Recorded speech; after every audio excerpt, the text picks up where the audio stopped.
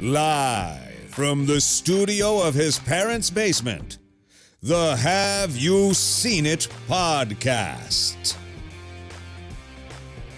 Hello and welcome back to the Have You Seen It podcast. My name is Mason Knight. Sitting across me is the one and only Cash Krause. But before we begin, if you guys can please be sure to smash that like button, comment below, subscribe to the channel, and hit that bell notification as we drop videos here every single day. And if you want to join, if you want to help support the channel, be sure to become a member. Hit that join button on our channel. You'll get exclusive badges, emojis, and if you're the next tier up, you also get all of our videos for the week right away. So with that said, Cash, what are we reviewing today? Today, big blockbuster, Mason, one we've been waiting for, kind of an interesting one for sure. It is Thor, Love and Thunder, the newest Marvel film, and the 29th Marvel film, fourth Thor film. Wow. Which he's the only Marvel character at this point to have 4 films, which is fucking wild. If you told me that after watching the first Thor film, I would have said, not a chance. No, never make another one. We one. will never see that guy again. Yeah.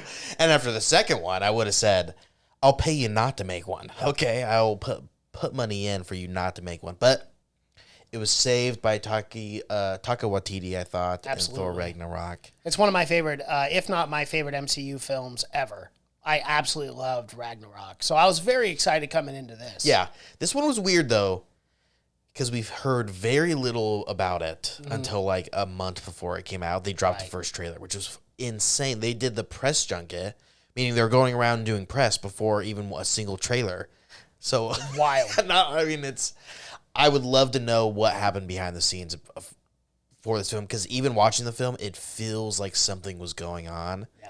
To where it was like, I know Taika Waititi wanted to do it, but it almost felt like maybe he was forced to hurry up and come up with something super fast. Well, and I also wonder, there has been speculations and rumors that Disney wants him to do some sort of film involving Star Wars. So I wonder if they were like, "Okay, let's get this done so we can move." Yeah, he's on confirmed to Star Wars. to do that Star Wars film for sure. Yeah, but it felt. I'm not gonna say it was bad.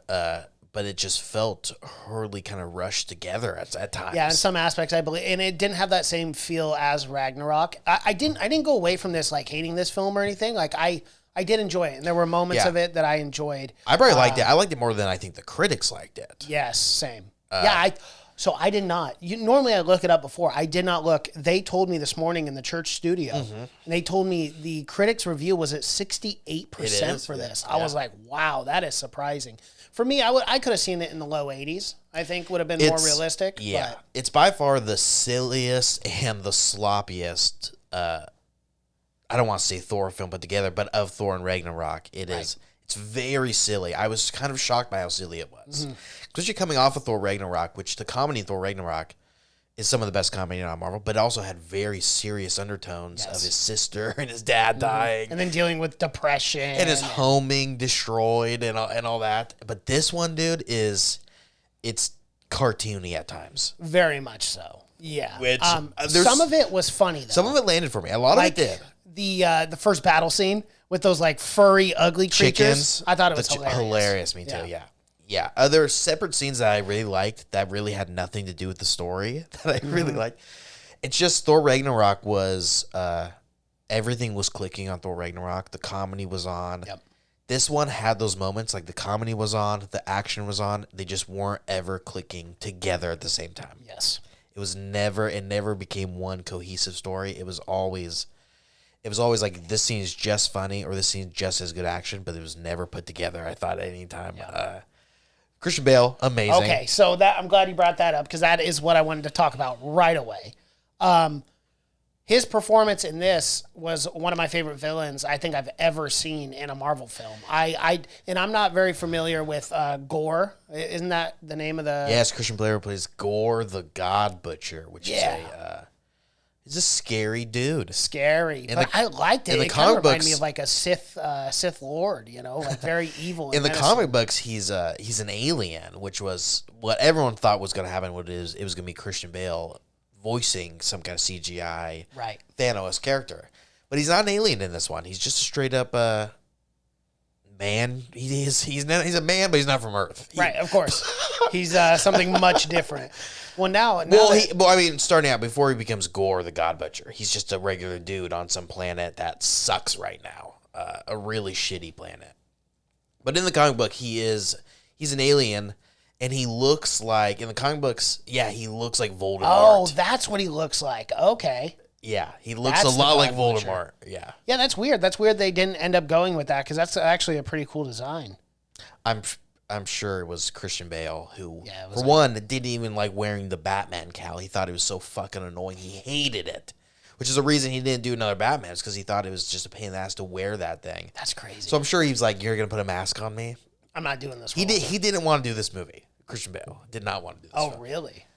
His kids convinced him to do it. Yeah, which is what always happens. Yeah. It's amazing that kids have that much power in these actors. They really do. I'm gonna take a year and a half. Yeah. They tell the parents what to do. It doesn't. It helps though. Kids don't know your dad's making $20 million. Also, yeah, exactly. Dad, take this so we can go on another vacation. He's like, kids, we can go on plenty of vacations. But usually Christian Bale takes time off in between movies, and whatever movie he was doing before this, he only had 3 days of period in between going in and doing Thor again, which is another reason why he did not want to do it. Because they shot the whole thing in Australia, so he immediately had to go into quarantine right after shooting another movie. But yes, I say this a lot, but I thought we could have had one more scene of Gore, the God Butcher, doing something scarier and more badass. I wanted one more scene with him. I thought that would have really cemented him as... There was one scene where I really thought he was going to execute one of those kids. I was convinced, there was but one, then I was like... I thought for sure, and what my prediction was, that he was going to come in during the God scene where all the gods are together. Yes, yeah. I thought, such a wasted opportunity when, spoiler alert, hey, you're already killing Zeus. Mm-hmm. Right. Right, you're already... Why not have a reason where Gore can just use the shadows, using the shadows the whole time, shadow in? Because everyone's like, man, it's just a missed opportunity. Because they can't fight Gore on his own. They have to go, and they're going to try to find an army of gods. Mm-hmm. And basically, it's the gods from the Greek pantheon and every god, like Aztec gods. It's a really cool scene. The god of bow buns was there, which... The silliest, dumbest joke, and it definitely worked for me though. Seeing the bow bun, the thing with in the spoon or whatever. Yeah, bow. Yeah, I don't know what that is. Oh, dude, you're uncultured. I am uncultured, very uncultured. I am the first one to admit that. Goodness, yeah, that's a bow bun. It's just a delicious steamed bun with like pork, and it's amazing. Oh. Yeah, stick to your hot dogs and hamburgers, I guess. I will. Yeah, but that scene, you could have had fucking Gore come in, slaughter a few gods, because the whole time they're thinking doesn't even exist. There's no worry. Zeus is the only one that knows, so that would have really cemented that Gore's here. And I just thought wasted. Have him slaughter some people. Yeah, and I thought he was doesn't going do that to. Much. No, I thought he was going to be more powerful than what he was too. I felt like there wasn't much of a conflict. Well, we'd never see him kill a god, except for screen. that very first one. Yeah, which was horseshit. I mean, come on, guys. What was the first? See, it's unforgettable. What was the first kill? The first kill was his god. Oh, that's right. Duh. Yeah, that was the only one. I was thinking after that, I was like, I don't remember him killing someone else. No. Yeah, that's right. The first one is his god, who is I don't know the character, honestly. I'm sure, positive it is a Marvel character. Well, it's like it's. But so I love funny. that scene. I love that opening scene. Yeah, the opening scene was cool, but it's so funny too because like he might have had the worst god possible. Because, Thor would not have reacted that way, but of course he had the Thor worst 2,000 god. years ago probably would have acted Probably, that way, though, right? yeah. When he was just a And guy I guess going Zeus planet would to planet have, too. fucking each other. Yeah, exactly. Yeah. We got to talk about That's the Wrestle- whole thing. And I love that story on that it was like the gods do not care about you. It was a, I don't know, even controversial story on that, I thought, for Marvel to be like, they're not here for you. They're here only for themselves. But when I say it was sloppily kind of put together was how he got the sword was... He just wanders in this oasis and just happens to be like, sword lying right there. And then the sword just calls to him. And this then god just stabs thinking he him. wasn't going to stab him straight in the fucking throat after being like, I killed We all don't your care about kids. your daughter or anything else. And the sword is right there, like, I don't know. Very tempting, I thought. Yeah. Of course you're going to get stabbed in the fucking throat. I did love This is the goriest Marvel film only because they found the loophole of you can switch out regular blood for gold blood. I guess so, yeah. I guess that's A fine. blood bath. Well, in a beheading. But at that scene when they go to the gods, to the Pantheon or whatever, they're all meeting, and they start destroying the guards, it's just fucking gold blood everywhere. Yeah. At one point, Tessa Thompson, who plays Valkyrie in this, slices some people, and it's just a shower of gold, and she's just bathing in it. It's an awesome scene. Yeah, it's cool. The action scenes were fucking cool, amazing in this. Well, we also got the return of Padme herself, Natalie Portman, as Jane Foster. Yeah, another person who said she'd never do another Marvel film. Well, once those paychecks start rolling in, they go, you know what? On second thought, let me reconsider. Well, if I was in her shoes, I would not do another just love interest Jane Foster. No, you would have to come in and make it be like, hey, you're going to be Thor. Yeah. How do you turn that down? You can't. Right. You really can't, no.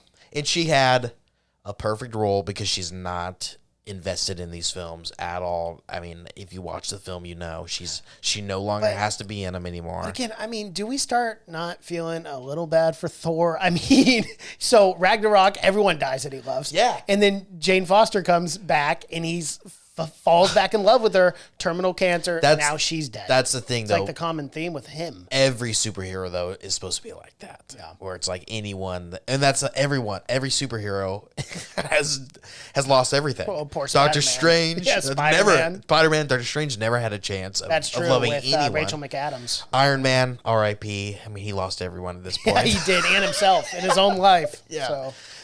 Captain America, they died 80 years ago. Yeah. There's no one. So all these characters are like, but at some point you kind of do wish they had someone. Yeah, someone to just, confide in every so often. Because it's going to be the same exact fucking thing in the next one. Mm-hmm. He's going to start out all depressed again because the Jane's gone. That's the only thing. It's like, even though Taika Waititi is clearly doing something different here, it's still the same rehashing over and over again. That's how Doctor Strange started. He was all depressed because he was going to the wedding. That's how it happens. It's very formatic every single fucking time. Yeah. And that's one thing for me that I'm trying to stay positive, and I still go see these films, and I enjoy them overall, but it is more or less the same thing over and over and over again. But at the same time, it's kind of hard to find a superhero who's just happy. Yeah. She's a good guy. Just his family. He goes to see his family. They just call him Smiley, Smiley the superhero. He's got 3 kids. They're doing great. They're playing soccer. No one's at risk of dying here. Right. But, yeah. But I like the story. That's a classic Thor story of Jane Foster having cancer and then having to but I thought that could have been better done too, is the call of Mjolnir, which we weren't shown anything. She just randomly goes to the hammer, right? I wish we had a scene where in a dream or something it was calling her. Something was like, come. Or maybe a little tiny piece gets away and like, I don't know, even floats to her or something. Knocks at her window like Iron Giant does. Holds out a boombox outside her window. Yeah, just something, Yeah. Something rather than like just her randomly seeing a book. And then at the very end, she's like, oh, it called to me. But we never saw it call to her, yeah. All we would have needed was one, like, she's sleeping, and then all of a sudden you hear, just literally a simple voiceover. Anything. Didn't happen. Yeah. I thought that was kind of lazy put together. And like I said, Christian Bale getting the sword, I thought was kind of... And I wish we had a little more of the sword... taking over Christian Bale, Yeah. Showing that it was killing him. Because it slowly kills you. Showing it that it was rotting. Because it talks to him in that first scene, never talks to him again. Right. And we're supposed to be like, it kills you, but I really wanted a one ring element where this thing was created to kill the gods. So this thing should have been pushing for him to kill the gods. I would have loved at the very end, when he was making the wish or whatever, he would have had that voice in his head. Right. Being like, kill the gods. Being or forced whatever. to, and that nagging thing where it's like, his brain it's been with him for so long, it's overtaken. rotten at this point, right? No. Kills the sword, he seems like he's doing fine. I mean... I will say, though... I want that. I wanted more torture between him. His performance in the monologues that he gives in this, I mean, talk about creepy. One of the creepiest villains I think I've ever seen in a Marvel film, because, like... especially the kid scene when they're talking about, oh yeah, and Thor beheaded him, and then he pops up and he's sitting there with his glowing yellow Sith eyes, and he's all like, oh yeah. Yeah, that scene when he comes out of the shadow is probably the best scene for sure. Yeah. Yeah, Christian Bale, man, he just steals every fucking scene that he's in. It's impossible not to. And the action scenes, I thought, with him and Thor, few in between, but I thought they were fucking awesome when they're going at each other. And he kicks the shit out of Thor. Yeah. Thor would never have been able to beat this guy one-on-one. No. I mean, he's a god killer. He is a god killer. But yeah, interesting enough, in the comic books, Gore, he gets his powers from the symbiotes, the same thing that Venom has his power from and whatnot. And that's where he gets the sword from, too. Because Noel is the one who created the sword, and he was the one who created the symbiotes. But because Sony Columbia Pictures owns the symbiotes, they clearly couldn't do that. Yeah. So it never shows where he gets the power from, which I would have liked to flashback more of showing the sword. Give me a little history of the sword, you know? Well, yeah, because it's supposed to be around for millenniums, thousands upon thousands of years. I got to talk about this, Cash. Definitely the highlight of the film, and I don't think there is a actor with a better butt in the business than Chris Hemsworth himself. Everyone was talking about Chris Hemsworth was the biggest he's ever been. And he looked it. He looked jacked. I did, but I thought there wasn't enough scenes that kind of really showed that off. It was too bad. It was unfortunate. I mean, we did get him. We do get the first nudity, though. We do. In a Marvel film? In a Marvel film. And not only that, but nonstop orgy talk. I know. I thought it was hilarious. I thought it was hilarious too, but I was like, wow, this is so funny. Russell Crowe doing like an Italian voice for Zeus. When I love the curtain. Come on, we do orgies. So I love the curtain when he walks down the stairs and he just flicks it a little bit. He fucking killed it as Zeus. Yeah, I thought it was funny. And doing like an Italian like Geppetto voice was so fucking funny. I thought. Well, I thought it was funny too when he rips Thor's clothes off and those girls are like, oh. And they're talking about his dick and everything. Yeah, I was like, okay, wow.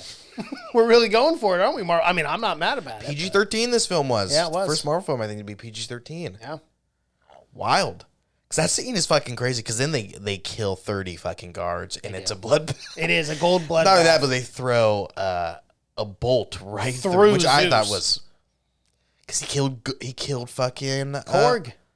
Gotta talk about Korg. My guy, we get a lot of Korg in this. We get a lot of Korg, build. I wish there was more comedic scenes with him. There were a couple, but like I remember everything he said was funny. But yeah, we didn't get him locked in the cell together, which was from Ragnarok. Yeah, Ragnarok. The comedy with Korg was so good. And him and what was the guy, Meep or whatever, the worm. He's barely, and he's like in a suit, and he's like assistant to the king in this. Everyone got big promotions in this fucking film. Everyone's moving up. Yeah. But yeah, I did think showing Korg's god Nini Nani, I thought was very fucking funny. He's sitting on like a throne of scissors. Because rocks beat scissors. Which only alludes to me that there was a giant war on the rock and scissors. Yeah. Of course.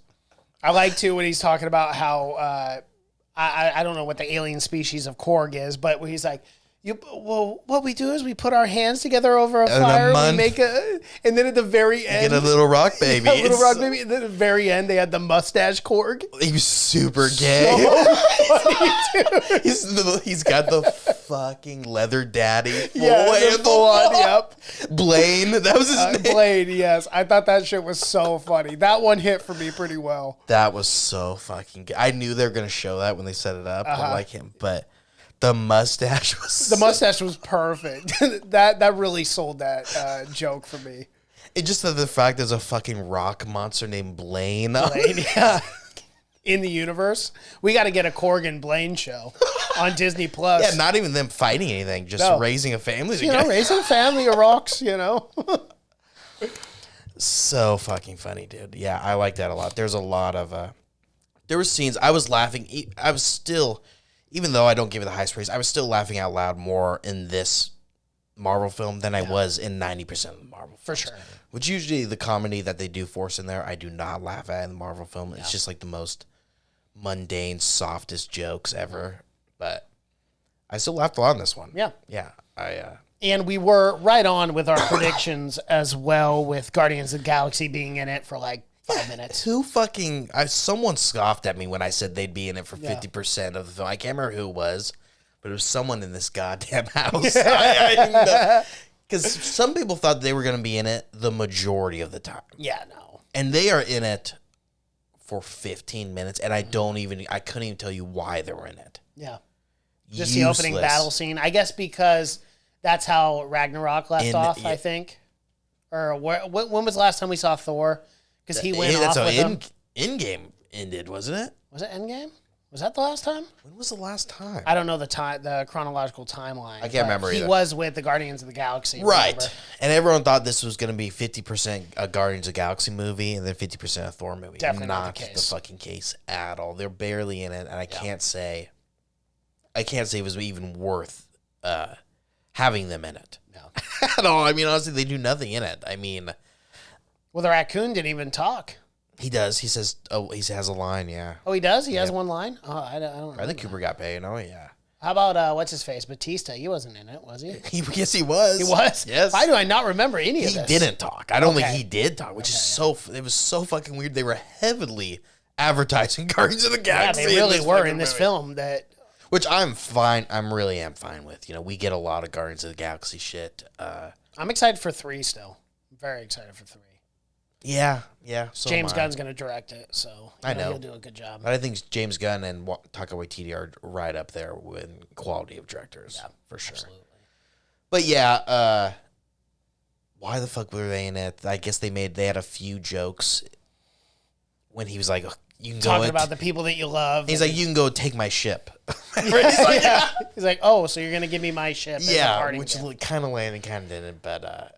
The screaming goats. What do you think about them? My God. Okay, so although I did like that opening scene a lot. Yes, yeah, because it was an awesome scene with the chickens and whatnot, and like the guy being like, at first they loved Thor, and they're like Thor at the very end. They're like Thor, the Great Destroyer.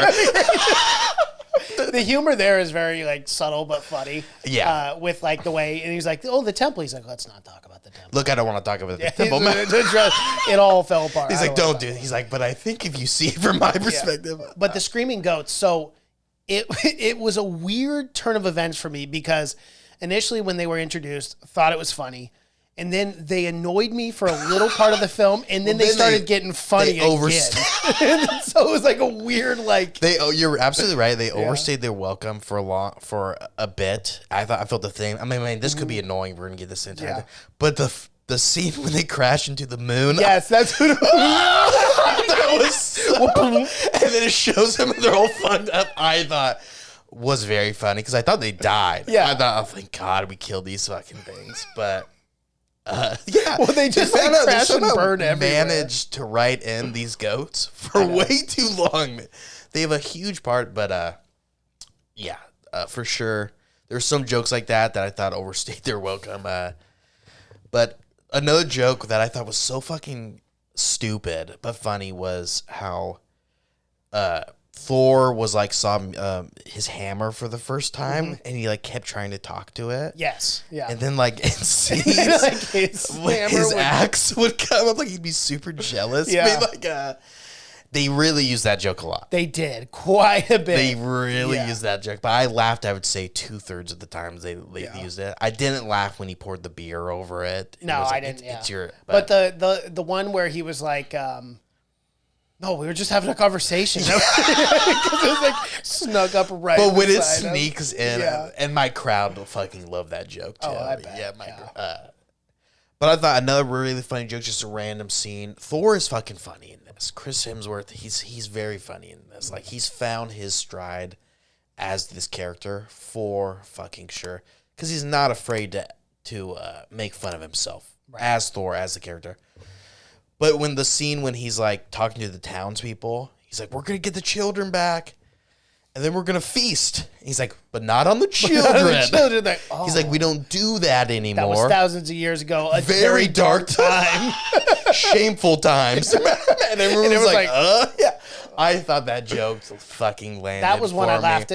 I laughed out loud because he kept going with it. He's like, "Shameful times," and he's like, everything gets really sad. Like at the time, they were just eating fucking kids. It's fucking God.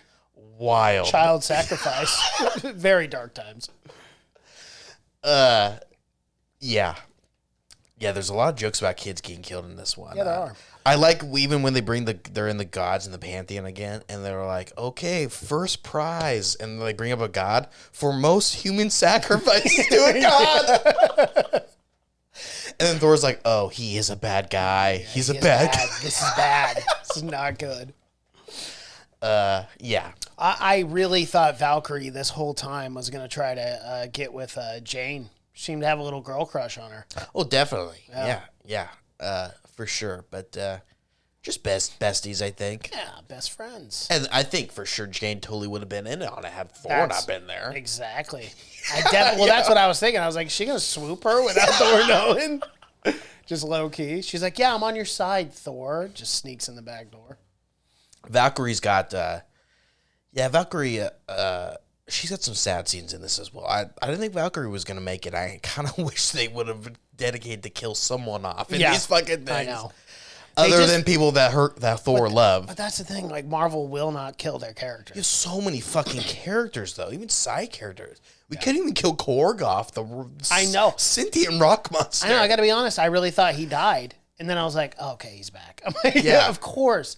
That literally in the theater, that's all I said to myself. He's I was not like, done of that course. chance, yeah. Of course. They cannot kill off characters in the MCU. Because you never know when you want to make a spin-off series. I mean, you're not going to make a spin-off series of Korg, which is the one series I would be first in line. I'd pay an extra $5 on Disney Plus for it.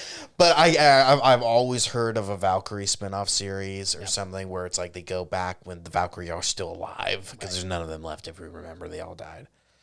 But so they're just fucking cowardly when it comes to that kind of shit of killing off. Because once she gets stabbed in the fucking, I thought she got stabbed in the heart. Yeah, that's what I thought too. No, just shoulder. And the necro sword. You think you get stabbed by the necro sword? You're poison or instant death. Yeah, not the case. Not the same, just a sharp blade. Yeah. That's all it is. I did like the Valhalla jokes too. Those were funny. So like the one god that was like dying on the battlefield, she's like, leave me here to die. She goes, I want to enter Valhalla. And Thor's like, that's a chick that was in a lot of the Thors originally. That was like part of their like group. Yeah, she had a very small. But that scene was so funny because he's like, well, you have to die in battle. And she's like, oh, shit. Maybe your arm is in Valhalla. Yeah, that joke was funny, too. Maybe your arm's in Valhalla. That scene, too, of that, because remember, that's the giant god. Yeah. That's ripped right out of the comic books. Like, that is a comic book scene. I remember you telling me where they that, just come up on that thing. And they add a little more, too, because Thor, he's like, nicest god you ever meet. He's like the biggest fucking monster god. Yeah. Yeah, that worked. But again, can we show some fucking gore actually killing some of these guys? Yeah. Yeah, because that would have been cool to see him kill that giant monster. See him fly up in that thing and just fucking rip its heart out or something and just go right through it like a bullet or something would be fucking amazing. Of course, they really dropped the ball on that. They kind of Darth Mauled gore for me. Yeah, a little bit. Yeah. Where it's like he's in it more than Darth Maul, that's for sure. But still, a large part of his scenes are scenes when he's not even gore, and it's him and his daughter. Which his daughter is played by Chris Hemsworth's daughter in real life. You can tell because she wasn't that great of an actress. That's wild. I didn't know that. That's cool. And she's in a lot, and like I said, the most cartoony, like if you're looking for plot holes, like at one point Thor gives these kids Thor powers.